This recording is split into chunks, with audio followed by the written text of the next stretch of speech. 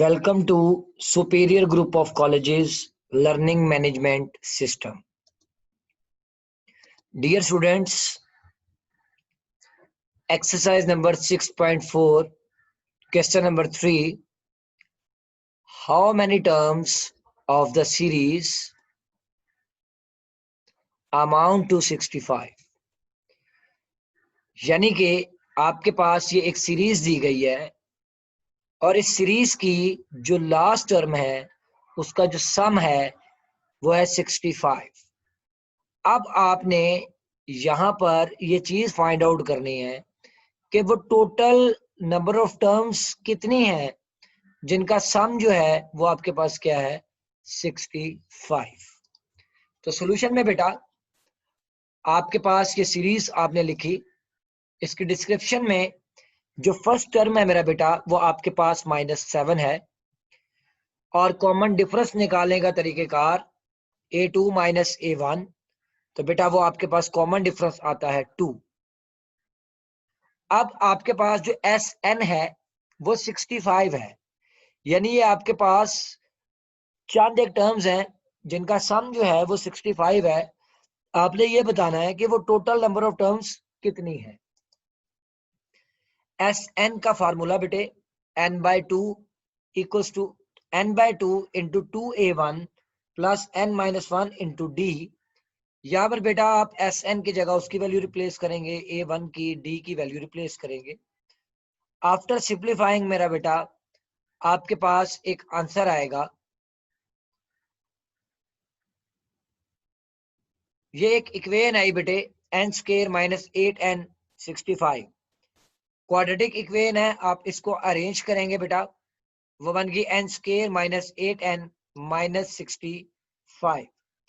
आपने इसके फैक्टर बनाए बेटा, फैक्टर बनाने के बाद सिंप्लीफाई किया तो आपके पास ये दो फैक्टर आए n-13 into n+5 equals to 0।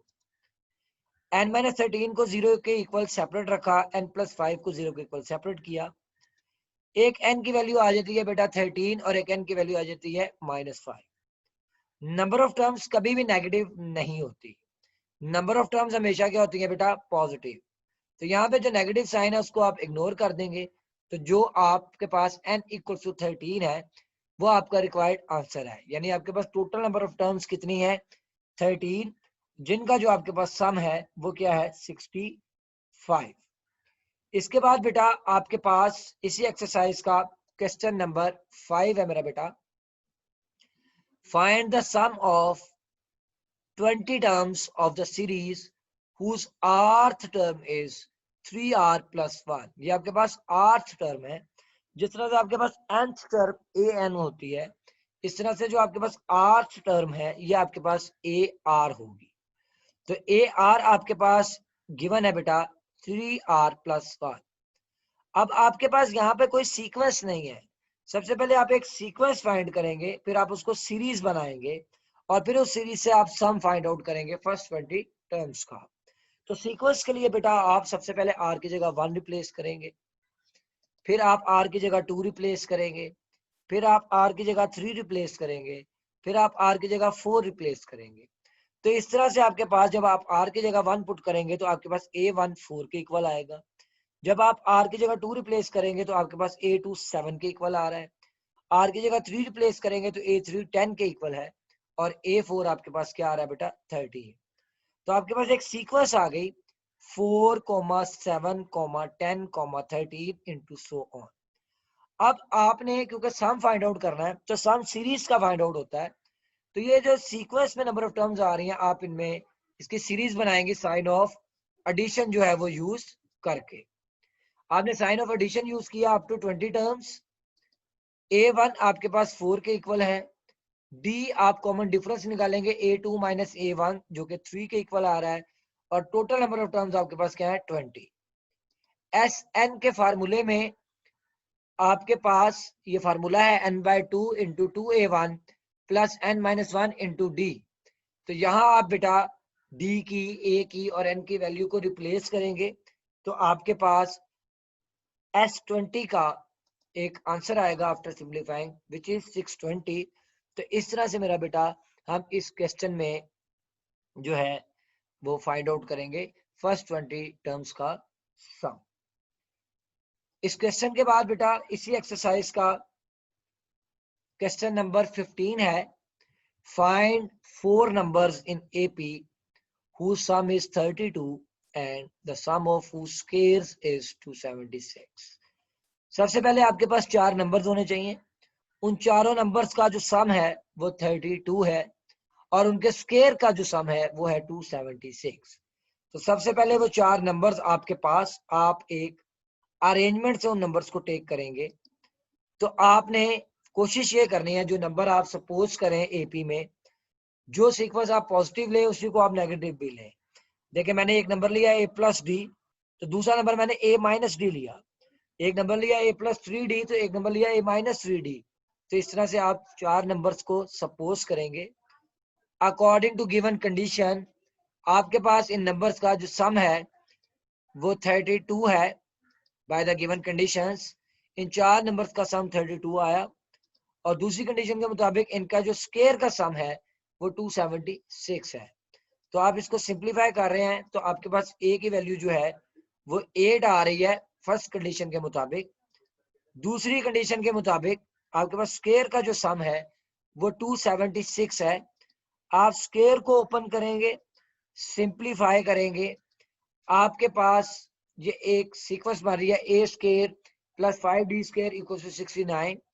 इस इक्वेशन में आप A की जगह वैल्यू रिप्लेस कर देंगे तो आप यहां से D की वैल्यू जो है वो फाइंड आउट कर लेंगे। तो D की वैल्यू मेरा बेटा आपके पास आ गई +-1। अब जो नंबर्स आपने टेक किए हुए थे, एक दफा आपने A की वैल्यू निकाली है 8 और D आपने रख लिया +1 और सेकंड कंडीशन में आप A की वैल्यू 8 और D की वैल्यू आप क्या रखेंगे -1। ये वो 4 नंबर्स हैं जो आपने शुरू में लेट किए थे, A-3D, A-D, A+D, A+3D। यहाँ A और D की वैल्यू रिप्लेस करें तो आपके पास ये 5, 7, 9, 11 ये वो नंबर्स आ गए। फिर आप यहाँ पर भी आप रिप्लेस कर दें A और D की वैल्यू से, यहाँ पर भी -1 के लिहाज से क्या आ जाएंगे, वो नंबर्स आ जाएंगे। तो the required numbers in AP are 5, 7, 9, 11 और 11, 9, 7, 5। तो इस तरह से जो है वो आप 4 नंबर्स जो है वो एक सीक्वेंस में लेकर आप उन नंबर्स को जो है वो फाइंड आउट कर लेंगे। Question number 18 most important question है, if A², B² and C² are in AP, show that 1 divided by B plus C, 1 divided by C plus A, 1 divided by A plus B are in AP। आपके पास given है कि A², B² और C² जो है वो आपके पास किस में है, अरिथमेटिक प्रोग्रेशन में है। इनका कॉमन डिफरेंस जो होगा वो सेम होगा। तो फर्स्ट टर्म और सेकंड टर्म का जब कंसेप्टिव डिफरेंस लिया तो बाय फार्मूला A2 - A1 आपके पास बन गया B² - A²। थर्ड टर्म और सेकंड टर्म का जब आपने डिफरेंस लिया तो बन गया C² - B²। टर्म्स को आपने लेफ्ट हैंड साइड पर शिफ्ट किया। आफ्टर सिंप्लीफाइंग आपके पास एक इक्वेशन आई A² - 2B² + C² = 0। ये आपने एक इक्वेशन बना ली। अब आपने शो ये करवाना है कि ये जो 1/B + C, 1/C + A, 1/A + B, ये भी आपके पास किसमें है, अरिथमेटिक प्रोग्रेशन में है। अगर ये अरिथमेटिक प्रोग्रेशन में है तो इनका कॉमन डिफरेंस भी क्या आएगा, सेम आएगा। तो बाय कॉमन डिफरेंस ये दोनों इक्वेशंस इक्वल आ गई। अब आप एलसीएम टेक कर रहे हैं। एलसीएम टेक करने के बाद आपने सिंप्लीफाई किया और आप यहाँ तक पहुंच गए, B - A divided by B plus C equals to C - B divided by A plus B। जहां से आपने इनको क्रॉस मल्टीप्लाई किया। क्रॉस मल्टीप्लाई करने के बाद आप सिंप्लीफाई कर रहे हैं और आपने ये वो इक्वेशन बना दी आफ्टर सिंप्लीफाइंग, जो कि आपने A², B² और C² जो अरिथमेटिक प्रोग्रेशन से थे उनको सॉल्व करने से आपने फाइंड आउट की थी। इट मींस दैट कि अगर वो अरिथमेटिक प्रोग्रेशन में है तो इनको सिंप्लीफाई करने से भी आपने वो इक्वेशन बनाई, तो ये भी किस में है, अरिथमेटिक प्रोग्रेशन में है। तो थैंक यू सो मच बेटा, अपना बहुत सा ख्याल रखिएगा। अल्लाह हाफिज।